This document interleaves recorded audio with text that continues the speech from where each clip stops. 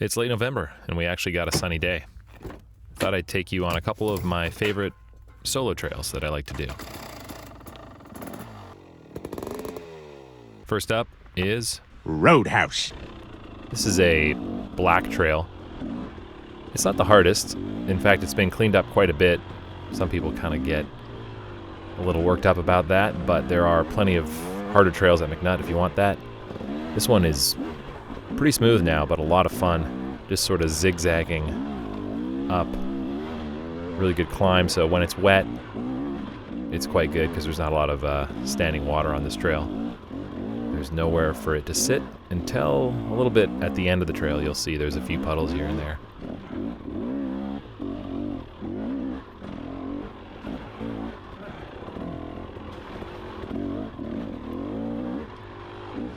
I'm on my 2023 KTM 300 XC here.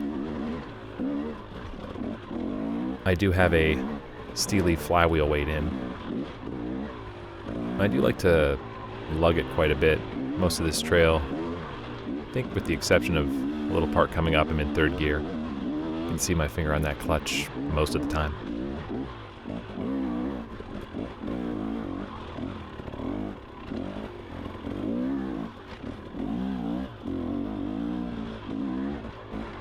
This trail has changed a bit over the years. That used to go straight right there. I guess a little more of a sustainable route.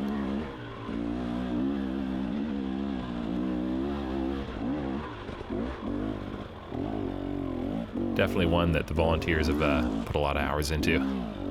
Greatly appreciate it.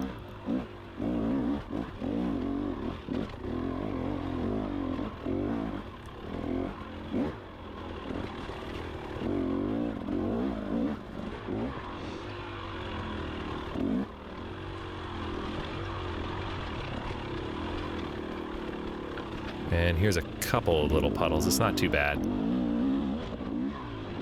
especially for having had so much rain lately.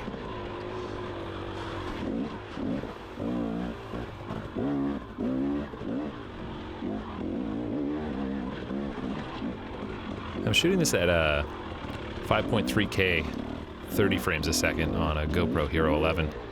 I usually do 4K at 60, both with hyperview and auto boost smoothing. It does look a little bumpier with the 30 frames a second for sure.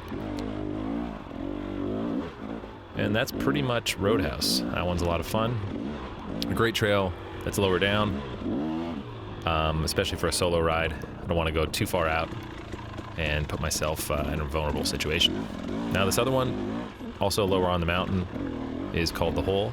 A little muddier in spots, but again, closer to everything, especially now because of the logging. There's a little more access here and there. If you are in trouble, you can bail out. But this trail has been affected a little bit by the recent logging, but not too much. There's a few spots that go into a clear cut now, but for the most part, the trail's intact.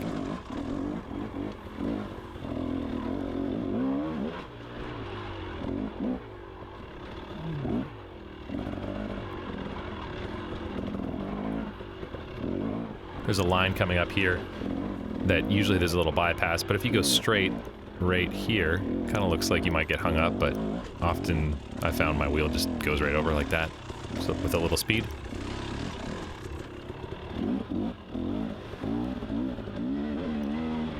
So this part's new, this new logging road.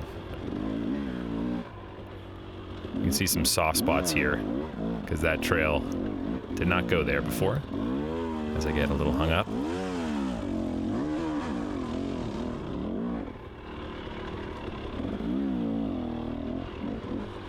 It's a nice balance of some technical stuff and a bit of flow on this trail, especially for Mcnutt.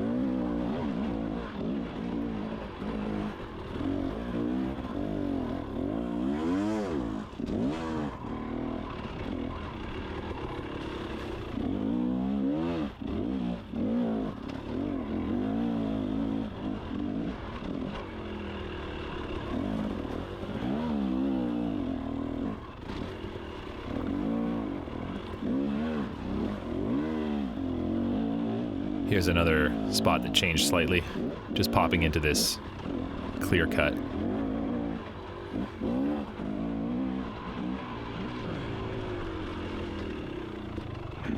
And then back into the way it used to be.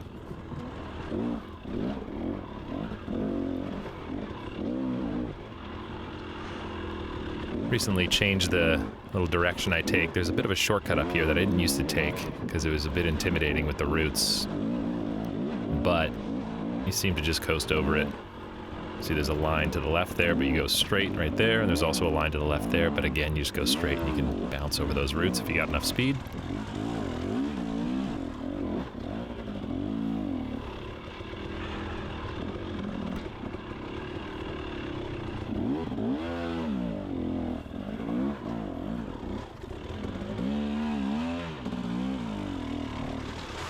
A little too fast into that one.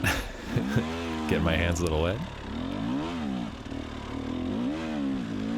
This time of year riding now, I expect to be changing gloves a few times and have wet feet.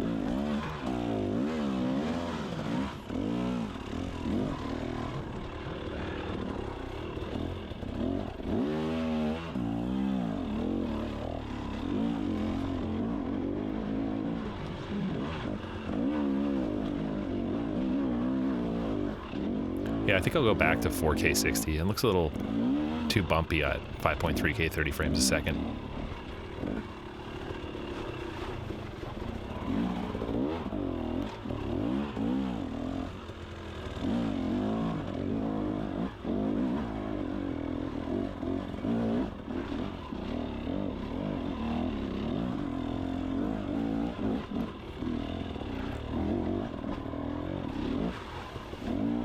And a little too fast with that one.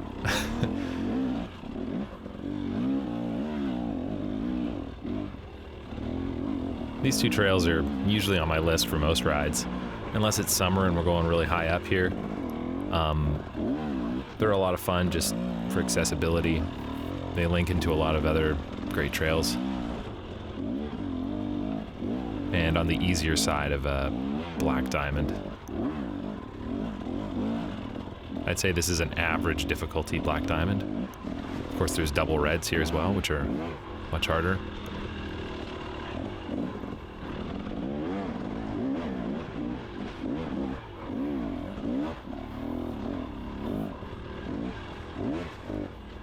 This part can be a little snotty if you don't get momentum, but if you just sort of stay steady on the throttle and blast up everything, you're good. Skip over those loose rocks and roots and good times.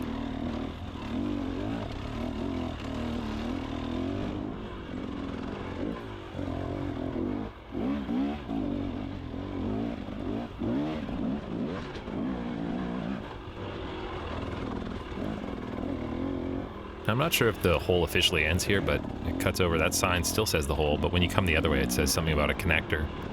Either way, you can keep going this way, and it'll spit you off onto another fire road at the exit of Barrow Trail.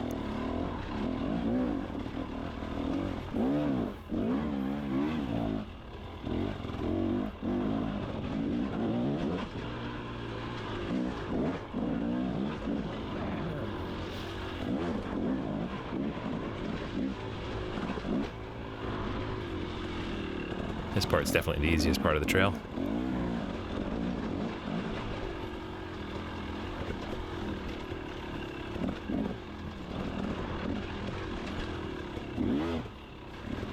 I think my main thing with this trail and really everywhere is just looking far ahead.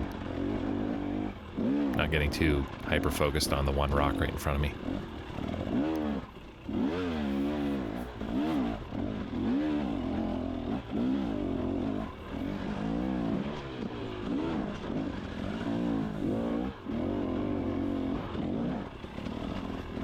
And always having my finger on that clutch.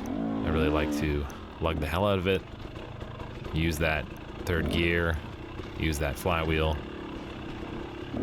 I'm definitely not a high revving kind of rider.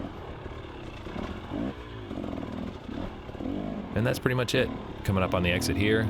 Yeah, just a couple of my favorites, especially for this time of year. When it's summer, we get higher up into the harder stuff, but for winter, especially a solo ride, these two are always on the list. See you next time.